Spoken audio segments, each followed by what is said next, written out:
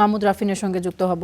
রাফিন, রংপুরে আজকে কি আয়োজন রয়েছে এই দিবসকে কেন্দ্র করে এবং এই মুহূর্তে কি অবস্থা আইন শৃঙ্খলা পরিস্থিতি এবং নেতাকর্মীরা কি আয়োজনে যুক্ত হয়েছেন?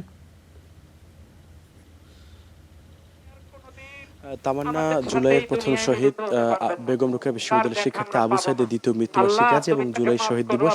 এই দিবসকে উপলক্ষ করে বেগম রোকেয়া বিশ্ববিদ্যালয়ে স্থানীয় রাজনৈতিক সংগঠনগুলো এবং জেলা প্রশাসন বেশ কিছু কর্মসূচি নিয়েছে।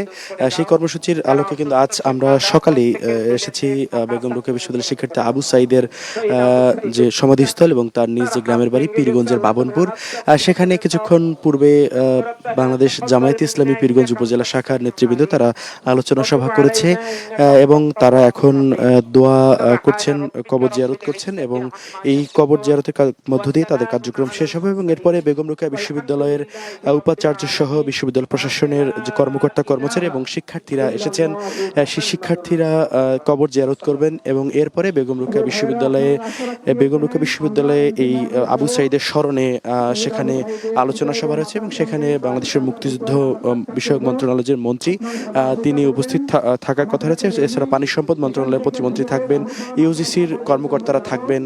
এছাড়াও কিন্তু বেগম রোকেয়া বিশ্ববিদ্যালয়ে যারা আবু সাইদের সহপাঠী সহযোদ্ধা ছিলেন তারাও কিন্তু সেই আলোচনা সভায় অংশ নেবেন এবং আবু সাইদের কবর জিয়ারতের কথা রয়েছে বিরোধী দলীয় চিফ হুইপ নাহিদ ইসলাম এবং এনসিপির সদস্য সচিব আক্তার হোসেন এমপি, তাদের আসার কথা রয়েছে দুপুর 12টায়। এরপরে বাংলাদেশ ইসলামী ছাত্র শিবিরের কেন্দ্রীয় সভাপতি তার কবর জিয়ারত করবেন।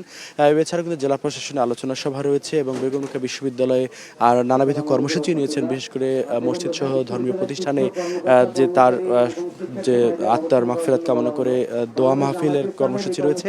মূলত এই দিনটিকে উপলক্ষ করে বেগম রোকেয়া বিশ্ববিদ্যালয়ে 7 দিনব্যাপী কর্মসূচি, জেলা প্রশাসনের বিভিন্ন ছাত্র সংগঠন, রাজনৈতিক নেতৃবৃন্দের প্রোগ্রাম রয়েছে এবং এছাড়াও বাংলাদেশ জাতীয়তাবাদী ছাত্র দলের একটি আলোচনা সভা রয়েছে রংপুর বেগম রোকেয়া বিশ্ববিদ্যালয়ের সামনে মাঠে দুপুর 2টায়। তামান্না।